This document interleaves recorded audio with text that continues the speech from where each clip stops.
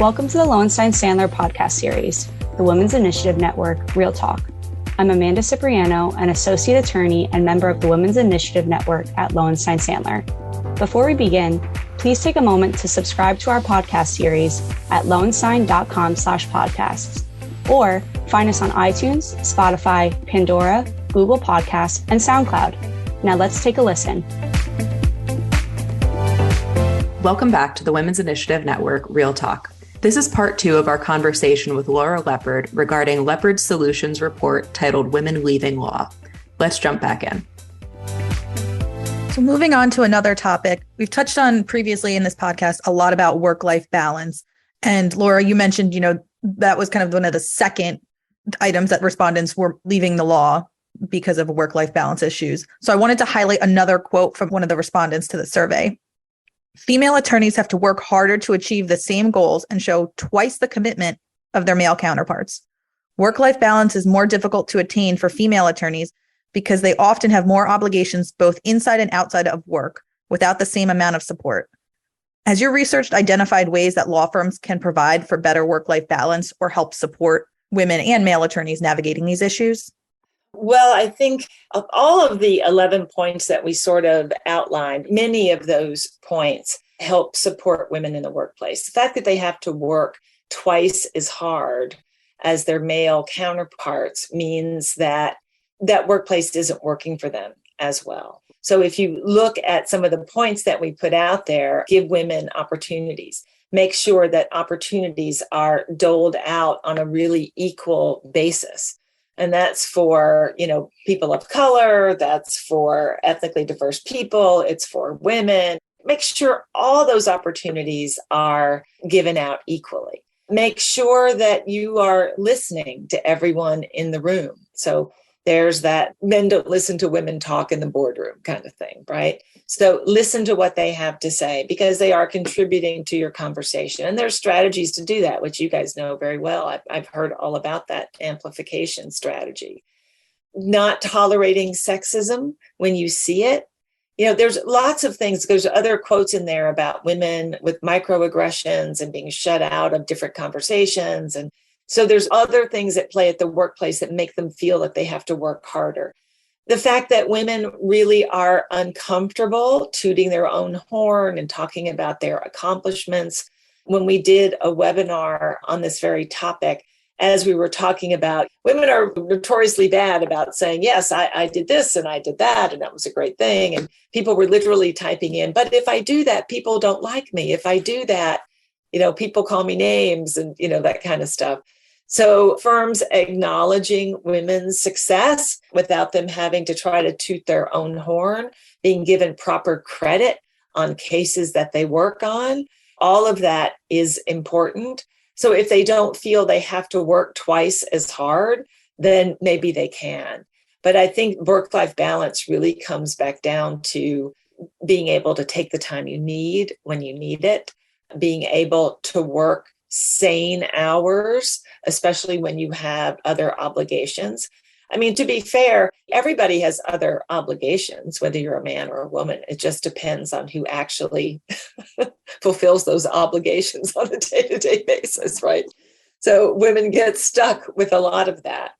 But fairness in the workplace would certainly help with that work-life balance, helping them feel supported and confident in what they do at work can only help them do a better job. Being noticed for the good job that they do helps relieve that pressure. If every Sunday night you have a migraine thinking about going to work the next day and what you're going to have to do, that can destroy that work-life balance, right? So all of those factors that they talk about, feeling supported, feeling heard, knowing that the firm has their best interests at heart, when it comes to the healthcare decisions that they make, all of that stuff really play into that work-life balance. So it's not just hours and it's not just flex time.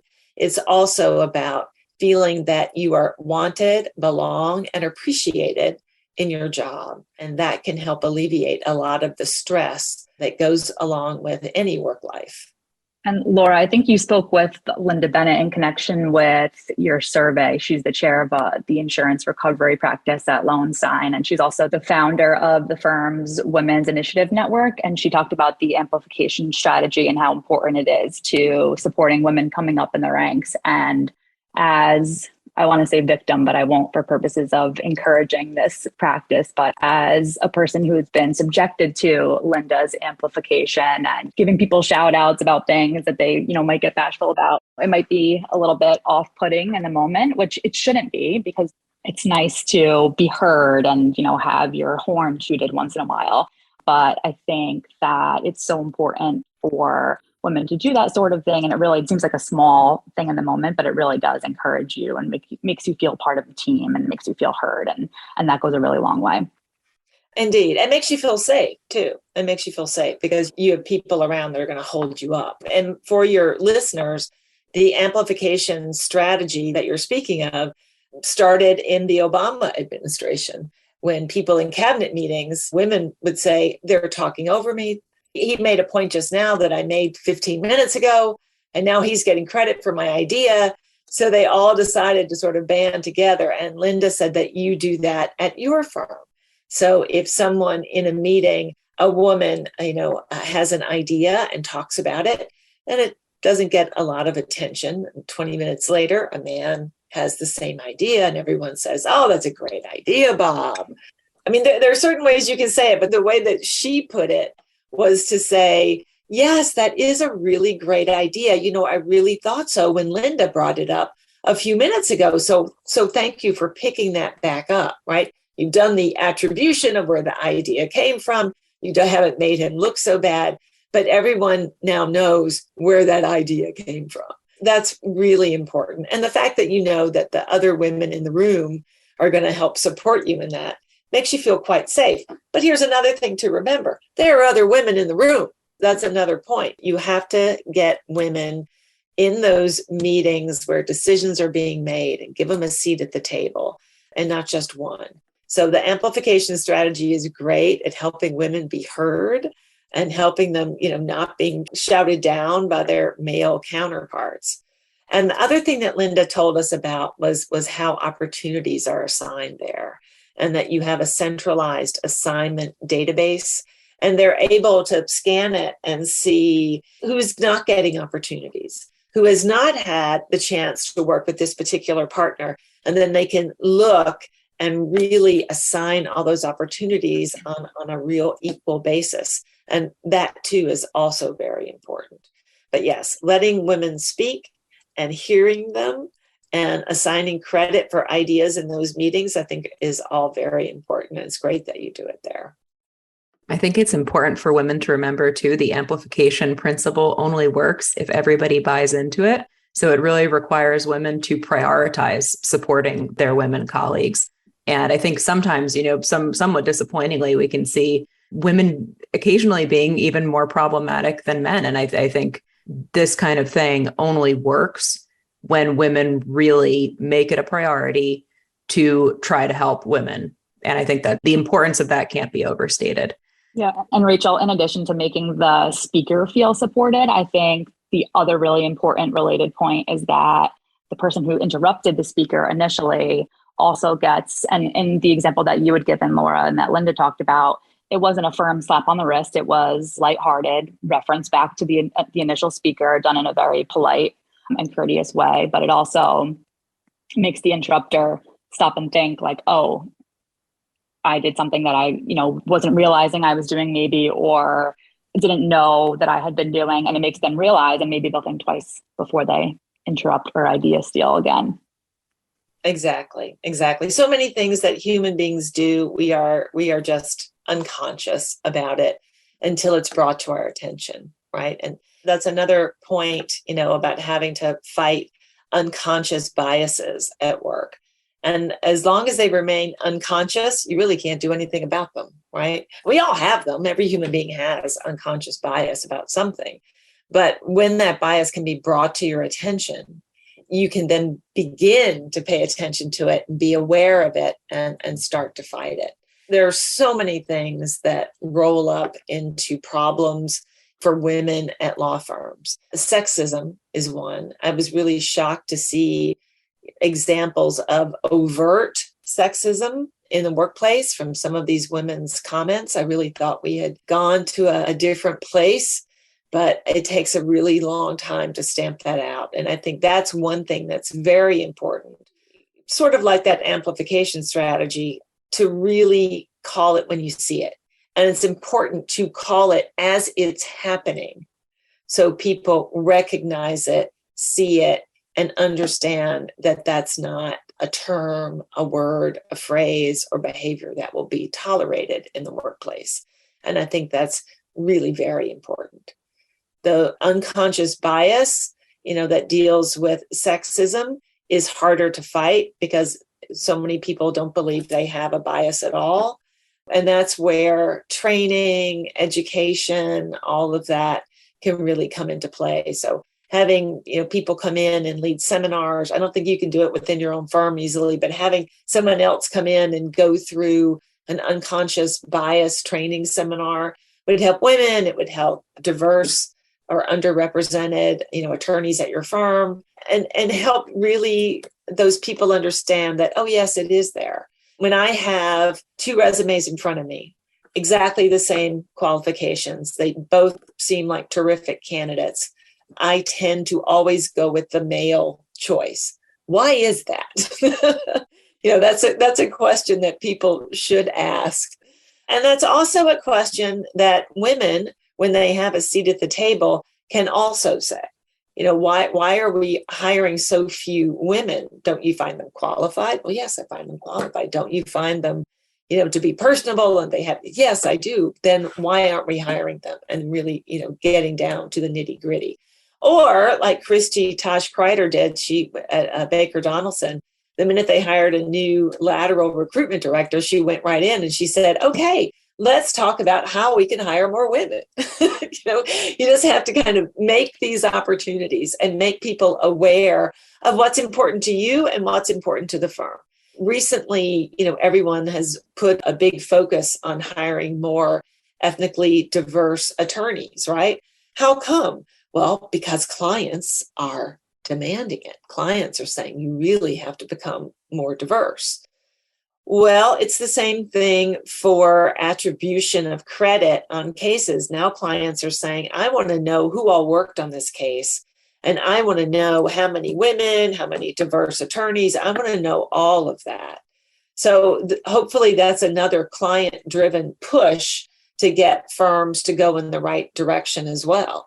So knowing that all of that is important to clients can help push firms into the right space. But here's something they may not be aware of. And that is, as young people are making decisions today, and as people are looking at the lateral landscape, if you have 5% of women in your partnership, you have 2% of women in your partnership, people pay attention to that. And they make decisions about going to your firm based on that. If I'm a woman who's at the top of my game, am I really going to go to a firm that doesn't value women? They don't hire them. They don't promote them. There's no one within my practice area that's a woman. Am I really going to go to your firm? I don't think so.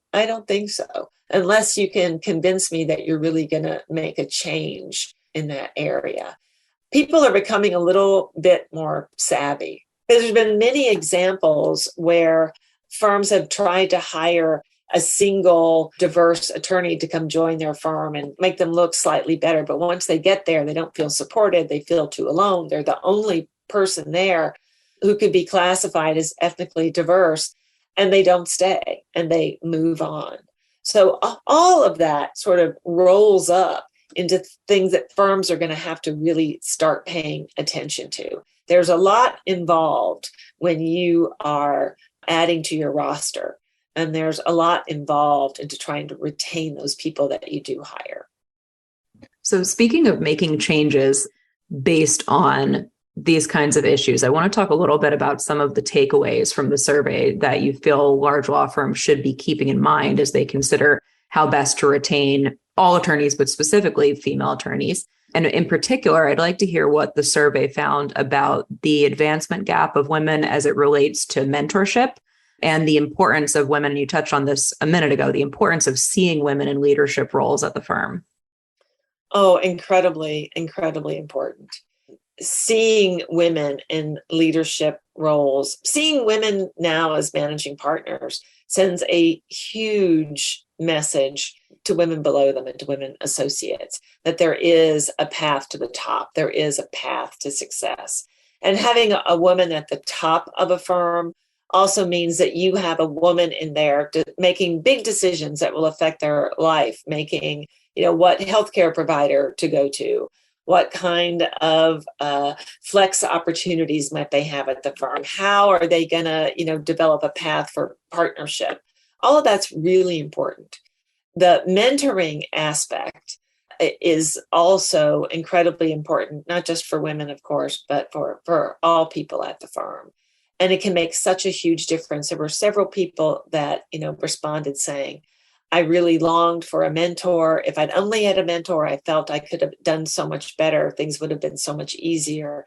And then, we did talk to some folks who had great mentorship stories to tell. Molly Singer said she had been given a mentor who was a quite famous appellate attorney, but she's felt perfectly comfortable going to him and asking, quote unquote, silly questions. And she didn't feel that she was going to get in trouble for asking something so simple. And he was incredibly helpful to her in her career. They have a women mentorship program at Baker Donaldson, along with a traditional firm mentorship. So for women, they have a Path to Equity partnership program where they mentor women throughout the entire process to help ensure that they're going to reach equity partnership, show them how, teach them how, give them goals, make sure they're reaching those goals. It's a really structured program and has paid huge dividends for that firm. So mentorship can make such a huge difference. We're actually going to be doing a webinar, mentorship and sponsorship, which is also a different way to offer mentorship opportunities, I believe, early next year, because it's a really exciting program and can make such a difference. So if the top 200 especially, right, because they're the big guys, you're lucky if you can join us and be part of the top 200 gang.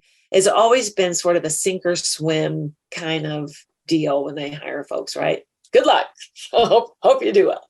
So you've got a large number of people that totally flame out or decide to leave after, a short period of time, or even a long period of time. They just can't do it anymore. So wouldn't it be better to teach everyone how to swim? Not just see if they can, but to teach them all how to swim, show them the moves they can make in the water in order to succeed. I mean, the funny thing is they go to such lengths in the hiring process to make sure they're getting the best and the brightest and the people with the most potential. And they pay a lot of money to do it. They spend a lot of time courting those law students and through the, summer associate programs and all that stuff. But then once they really start working, you're on your own. That's a really bad strategy. So putting together a real, meaningful, thoughtful, structured mentorship program is really going to teach a lot more people how to swim. And when they do that, those people will be much more successful at their firm. And hopefully, in turn, that will roll into a much better retention rate for the firm.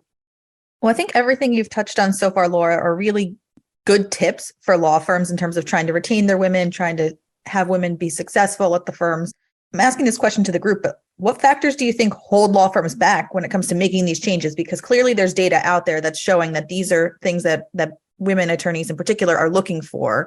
And so how can we suggest to law firms to make these changes so that we continue to retain top women? Well, I'd like to just tell them to look at their numbers. Look at your numbers. Look how much poor retention is really costing you at your firm.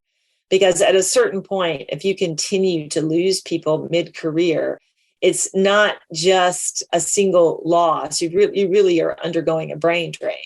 And to try to replace those people at the same level is going to be quite a costly action.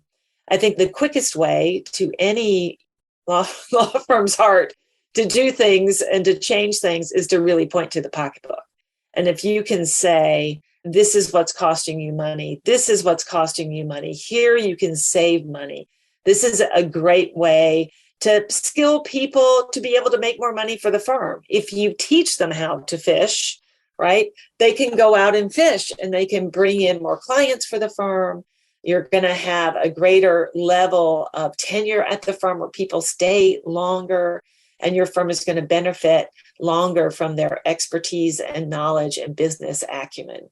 But I think really instilling the idea that it is a great money-making enterprise for them to increase retention, to keep their employees happy. Let's go back to what I said earlier, where Molly was getting ready to leave her firm and she offered maybe part-time. And he said, I would rather have you 50% of the time than most of those associates out there 100% of the time. You don't want to lose your best and brightest because they can't work the number of hours that you're requiring. They don't feel supported. They don't see a path to partnership. That brain drain is really going to cost you money in the end. It's incredibly hard and expensive to replace mid-career, and partner level attorneys. It's very costly. And all of those moves don't always work out. And they always don't work out to what the firms thought they were going to deliver when they brought them in as a lateral. So retaining those people that are already doing a good job for you just makes economic sense. And to stop that churn at your firm. What you just said, Laura, it reminds me of a quote that I think I saw somewhere on LinkedIn. Unfortunately, I can't remember the attribution, but the quote said, what happens if I invest all of this time and effort into this young associate and they just leave the firm? And then the response was, what if you don't and they stay? And so I think that's exactly the point that you're hitting on, which is it's expensive. Retention is a major issue. And why not invest the money in your people, which I think also encourages them to stay because they feel valued and all of these things. So I think right. You're making such an important point. And here's something else. So when somebody leaves a firm because they find their culture is untenable, and that's what it is, right? Because you're having to work longer hours. I mean, that's what it is. And they go in-house or they start working at another firm. If they've left with really negative feelings about your firm, you've really lost another business opportunity. Some people won't stay forever, but they might stay 10 years. You have done well with that hire. You've done well with that hire. They move on to somewhere else. Well, that person is a business opportunity for you. So the better you treat your people while they're with you, the better it is for you one day when they move outside the firm for, business development, down the line. So doing the right thing all along the way is going to pay huge dividends. So not thinking in the short term, but thinking in the long term is really the best play to really do well with your firm. I think buy-in from the top is also incredibly important to making any of the changes that we've talked about, because when it comes to determining what workplace culture is, the people who really control that are senior leadership at the firm. There can be kind of micro cultures within different practice groups and even, within teams within those practice groups. But in terms of setting the tone for what is considered valuable, what is getting compensated, what is just considered acceptable in terms of behavior, that all has to come from the top, or there's no consistency across the firm. And you have people getting these really varied experiences just depending on what department they're working in or what partners they're working with. And I think for a lot of these issues, everybody needs to have the same experience if we want people to be retained longer term. And that even comes back to not promoting a 24/7 work culture. If management makes it clear that there are certain expectations for how many hours people are going to be working, but that there are also certain expectations about when people won't be working. I think that's really positive. And it takes people at the top being willing to step away from the status quo for any of these changes to really take effect. Yes. And quite possibly, it takes people at the top to really understand what their culture is at the firm.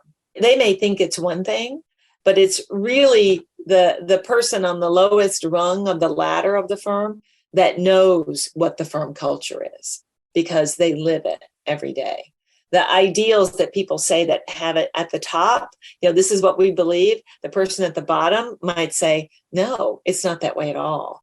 And from the people that responded to my survey, what they're telling us in essence is, yes, the firm culture was a detriment to me. The firm culture wasn't working. The firm culture was bad. And this is where they have to start to pay attention because their actions decide what their culture is, not their goals and their lofty ambitions, but their actions and decisions. Well, thank you so much again for joining us today, Laura. You can check out the complete Women Leaving Law survey on leopardsolutions.com, and we'll include a link to the survey in our episode notes. We hope that law firm leaders seriously consider the results of this survey and the issues that we discussed in this episode, and we encourage our listeners to champion these issues at their own firms as well. Thanks for joining us for another episode of the Women's Initiative Network, Real Talk. We'll see you next time. Thank you for listening to today's episode. Please subscribe to our podcast series at lonesign.com/podcasts or find us on iTunes, Spotify, Pandora, Google Podcasts, and SoundCloud. Lowenstein Sandler podcast series is presented by Lowenstein Sandler and cannot be copied or rebroadcast without consent. The information provided is intended for a general audience. It is not legal advice or a substitute for the advice of counsel. Prior results do not guarantee a similar outcome. The content reflects the personal views and opinions of the participants.